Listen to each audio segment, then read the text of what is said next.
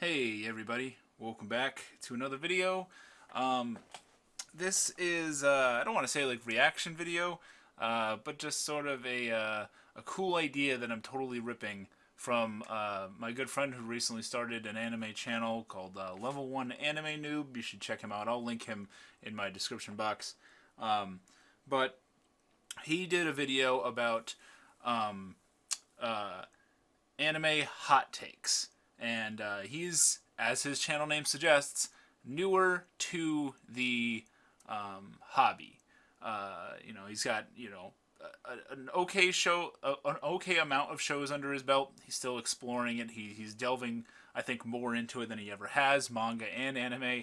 And he's definitely going into this like wholeheartedly. And I think that he made a pretty good video. If I were to say anything about it, I would say like you should definitely check it out.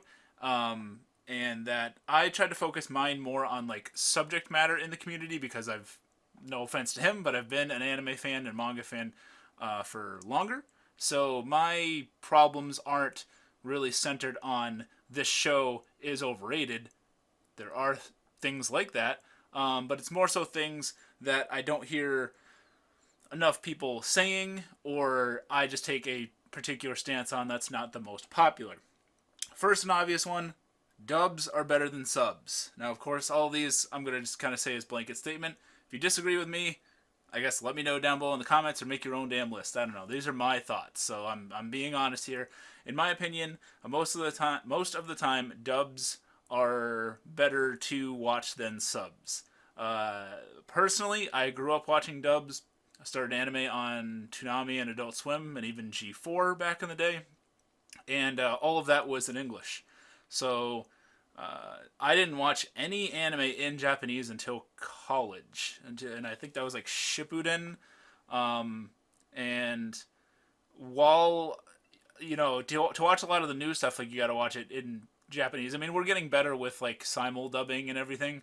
But I mean, if you're watching anime on most like Gaio sites, it's probably going to be more available in the sub, at least in my experience. So I do watch a lot of shows in Japanese. I do think that's a fine way to do it.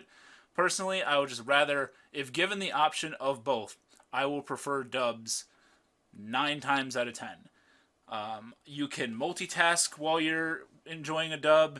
You could be doing other things. You can look away at your phone for a second or something and not really miss like key dialogue or something. When you're watching a show in Japanese, you really got to be reading those subtitles.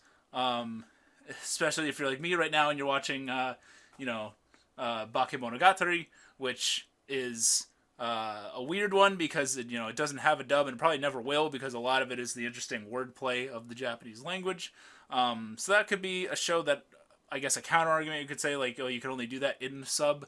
But I'll be honest with you, I kind of might not really care about that if I'm just watching like most shows. Most shows I kind of just want to enjoy, and yeah, I think it's just easier. Like it's not though. I'm not saying it's the hardest thing in the world to read a subtitle, but yeah, as an English speaker, I prefer the characters to speak English.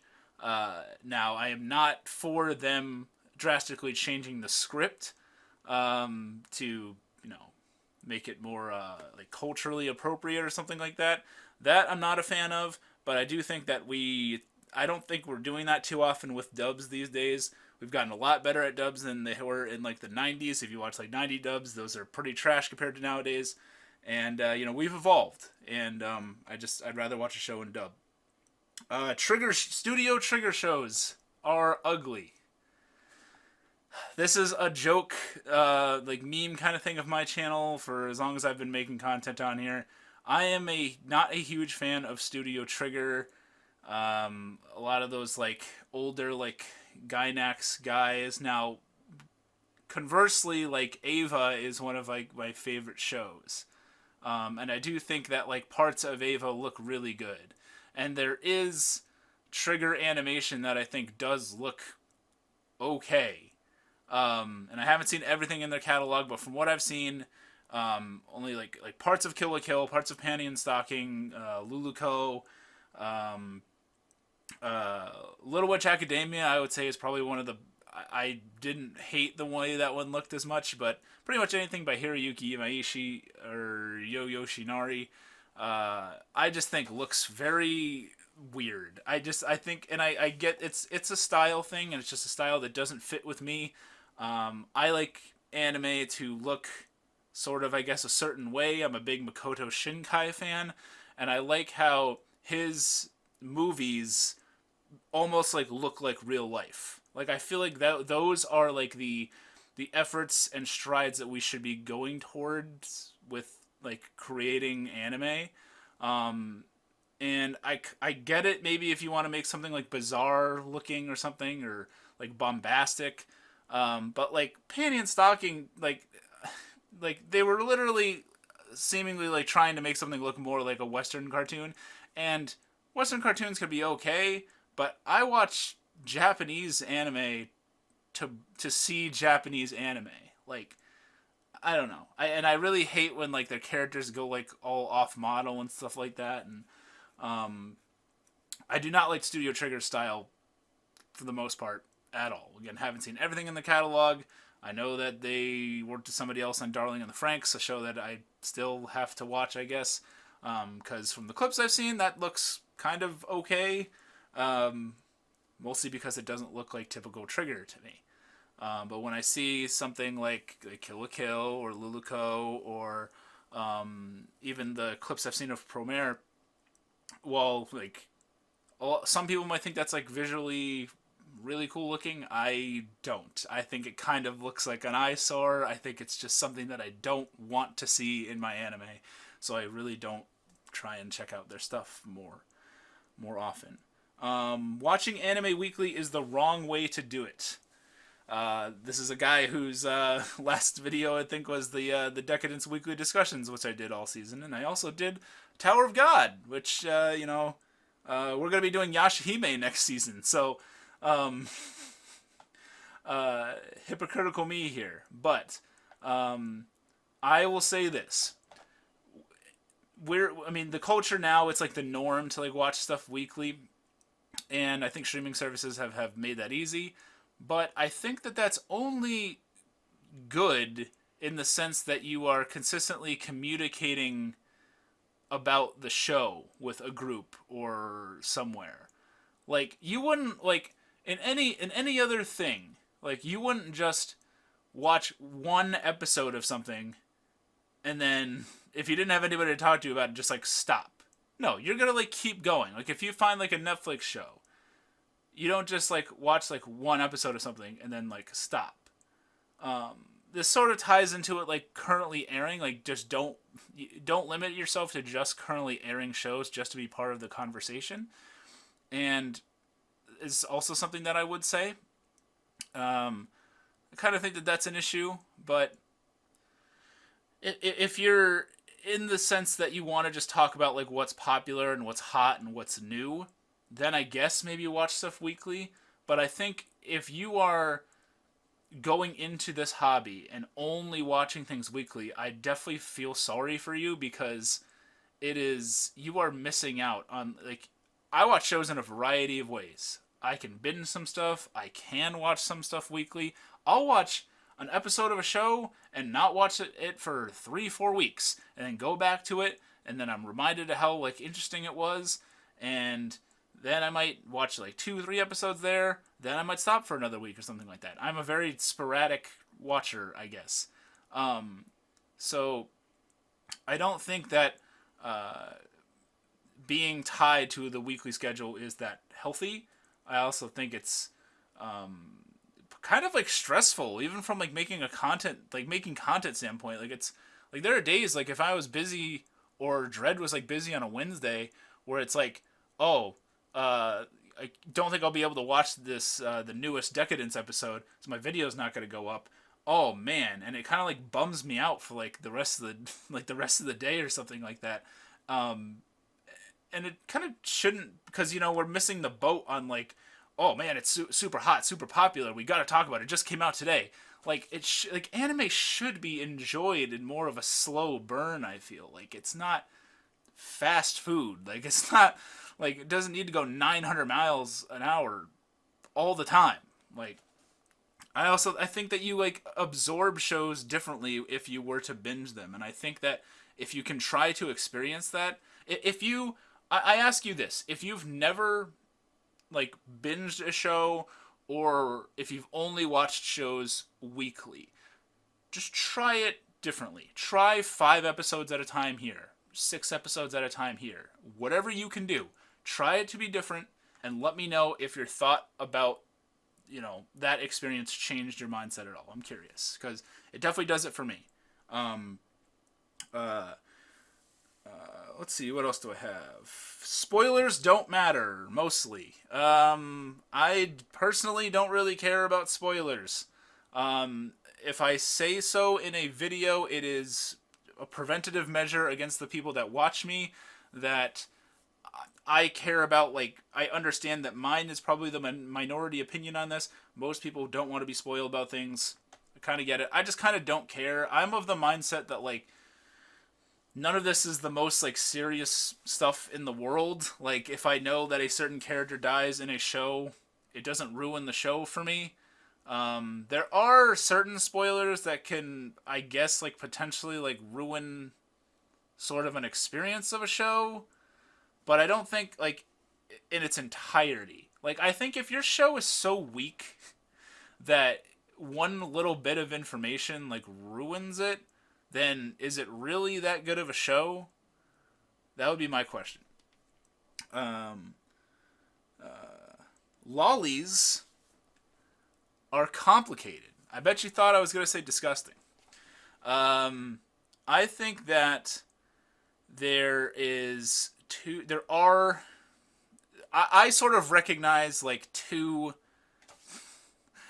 keyword recognize, not promote or something, because I don't want to get tied up here, but I recognize two lolly stances, okay?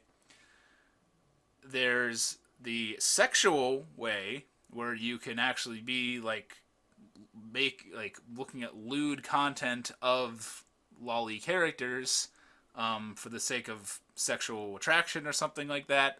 I think that's probably an issue. Yes, it is a drawing. Yes, you are technically not looking at a little girl, but you're probably not heading down the best path. I don't know if that's necessarily, like, the healthiest thing to do. I am not a psychologist at all or anything, but I think it's a fine line between being attracted to drawings of little girls and then all of a sudden be attracted to actual little girls. But I do understand, and I don't want this to be sort of taken the wrong way, the sort of the idea of the cute lolly character, and this is hard to sort of, like, express, but to compare it to something like in a card game that I love, Yu-Gi-Oh, right? There's an archetype of monsters in the Yu-Gi-Oh card game called Madolche, and they're all based upon, like little, like, chibi characters and animals, and, like, they play on, like, desserts. Like, there's a chocolat a la mode, there's a tiramisu, and most of them are these, like, little lolly girl characters with this, like, dessert thing. And, I think that their artwork is relatively cute, and it's different. It's not, like, in a game that's full of, like, dragons and spellcasters and gigantic angel beings and stuff like that, it's cool to have this cute little girly archetype that can actually, like, beat you in one turn. And I get sort of the, if you were to apply that to, like, anime, I guess you could, like, sit and watch something like K-On!, I guess, or something, or where you have, like, kind of the cutesy girl characters, and you might just sort of like it as sort of like a relaxing thing. I kind of get that, but I would steer away from anything that's, like, sexualizing these characters. Like, I really hate, like, Shiro from No Game No Life. She's introduced with a panty shot, and it's I don't understand why we have to, like, sexualize that. It just seems really weird to me. Um, Episodic storytelling is overrated. This is something I used to like say that I really hated episodic storytelling, and then I realized how much I like Cowboy Bebop. But I will say this: my favorite parts of Cowboy Bebop are like toward the end, or the parts about like Spike's past, some of the early episodes, and then like the conclusion, him and Vicious, like the backstory with that and everything. And that's kind of like pushed aside for a lot of the episodes because a lot of them are just this sort of like one-off episode about a character going on a specific, going to a specific place, and the episodes, besides like you having your core group of characters, they don't really like tie into one another, and there isn't like this huge overarching story. I prefer that big overarching story in my anime. I've never really been attracted to like that one and done type storytelling. Something like I really really dislike. This isn't an anime, but Twilight Zone. I completely misses the boat for me. I don't understand. Like it just punches me to the like in the gut like a too deep for you fucking redditor that's like, oh, we taught you this lesson in 20 minutes. Like, has your whole outlook changed on this? I don't know. If you're like, I don't think any lesson that you're getting in 20 minutes is necessarily that worthwhile. And that's coming from a guy that just sits and makes YouTube videos that tries to change people's minds about things. But I don't know, and I know it's not necessarily the goal of every Twilight Zone episode to completely change your mind about something, but I don't know. I just don't. I find it very. I find the entertainment of those kind of shows very fleeting. Another one that's like an anime I can sort of compare this to is like Death Parade, and I know this is my friend Noob's a show that he really likes, and a show that some of my other friends really like. It's quite popular. And I had heard that going in, that I watched it. And I didn't like any of the characters. I hated that white hair dude. I didn't like the purple hair girl. Didn't like, anybody, any other people at the bar. And then a lot of the episodes are just these people go there and they play this game, and then you like learn like a little bit about them and about their previous life, and it's like, well, you should have acted this way. It's just a lot of like hindsight BS. I don't know. It's just like that's cool, but did we really have to sit did we have to play this game for 20 minutes for us to learn that this guy was an asshole? Like, no.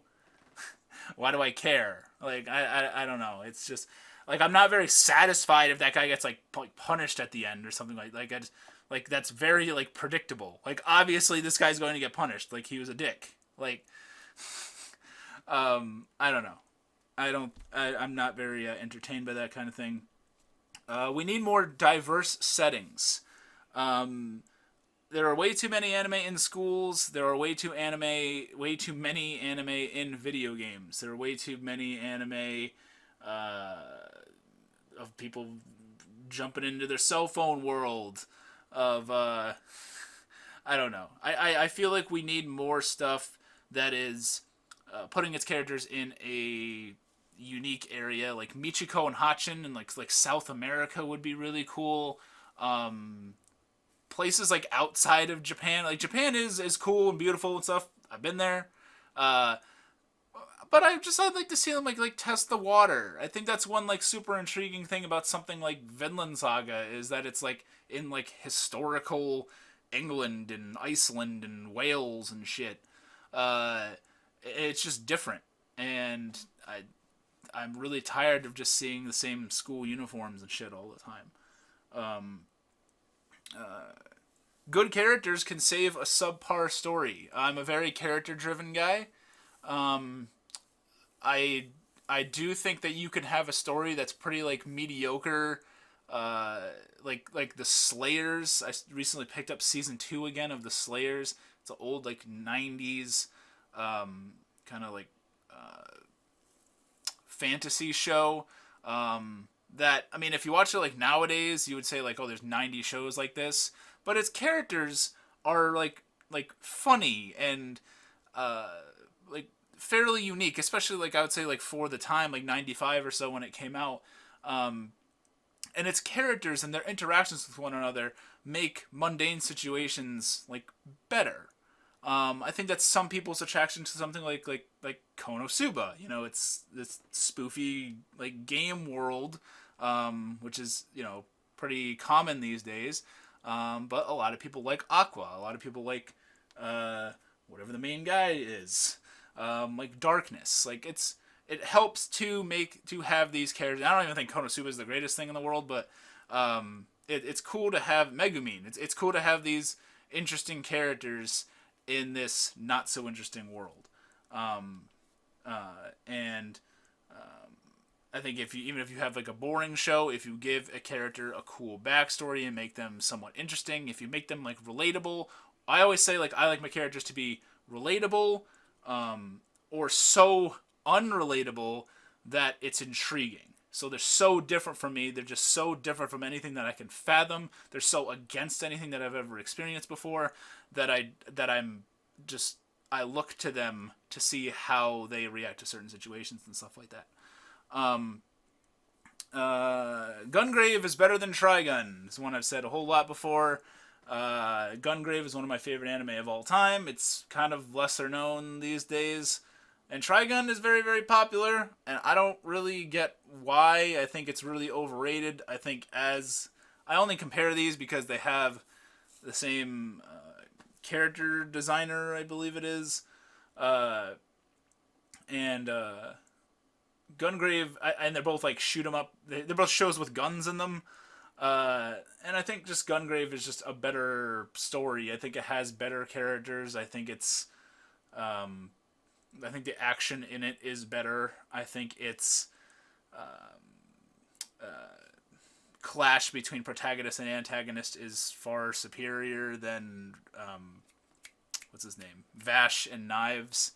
I think Brandon Heat and like Grave and Harry, Grave versus Harry is far superior than Vash versus Knives, in my opinion. And if you're watching a show like that, I feel like that clash is a pretty important part of it. I also think Vash is very annoying as a character, but streaming services are hurting the industry via the collector's market perspective. If that sentence made any sense. I touched on this in my Amazon anime problem video, that while I'm grateful that you can stream anime in a whole bunch of different places, we're getting to a point where like you're gonna be paying like more than cable. If you literally wanted to see everything legally, you'd have to be paying for Hulu, Netflix, Amazon Prime, Crunchyroll, Funimation, all this stuff. There's no really like one place that has it all, and even with that, if you are of the minority like me that like to collect anime and manga, there are some shows that you just will never have, and it's sort of because it's behind a wall of licensing to a certain streaming service, something like Netflix. The fact that Netflix, this widely known streaming service, the fact that they promote anime on there, really cool. Thumbs up for that. But at the same time, I could never own Devilman Crybaby unless I want like the Japanese copy, because they'll just never let it go. I love Vinland Saga to death. I have Amazon Prime. You can watch Vinland Saga on Amazon Prime, but I'll never be able to own it on Blu-ray or DVD. It doesn't even have a dub. Devilman Crybaby has a dub. It could, like, they went through dubbing it. They could put out a cool like box set in the United States and everything. Could be nice. Vinland Saga doesn't even have a dub yet. And it's cool that we are. It's a cool gift for us that we're getting these things on streaming services that are widely popular. But I do think that it hurts the collector's market in the sense that you are just taking stuff away from us. And it just sucks, because then I think that's going to be detrimental to anybody wanting to collect things. And it's detrimental to, I think, exposure. I think that like some people might have started watching shows with Blu-rays, DVDs, something like that, and if it doesn't exist for X show, how are they going to see it? If I promote Vinland Saga to like everybody I know people that don't have Amazon Prime. How are they going to watch it legally? And this is why we go to pirate sites. But yeah, so if I can't let them borrow my DVD or just watch, if they come over to my house or something and we watch it and they're exposed to that show and now they love it. Now they're going to go buy the manga. Now they're going to look deep into it. Now they're going to go read other things by Makoto Yukimura and get way more into it. They don't get that if they never see it. And I think you're hurting exposure by limiting it like that. So that's what I think. These are some of my hot takes. There's probably more I could think of. There's definitely more overrated anime, but maybe I've done a video on that already in the past, and maybe I'll do another one in the future. I don't know, just to piss people off. If you disagree with me, I'm sorry. This is my video. I don't think you're really going to change my mind on any of this. But let me know down below. Also, check out Level 1 Anime Noob. He's a really cool guy. But yeah, thanks to everybody that supports me on Patreon. You guys are all really awesome. There'll be a link to that in the box too. Please destroy that subscribe button if you haven't yet. It would really be cool. We've had growing numbers as of late, and that's really awesome to me. Please like this video if you can. Hit everything, whatever. But most of all, thank you so much for watching. It really means a lot to me. My name is Miasma, and I'll see you next time.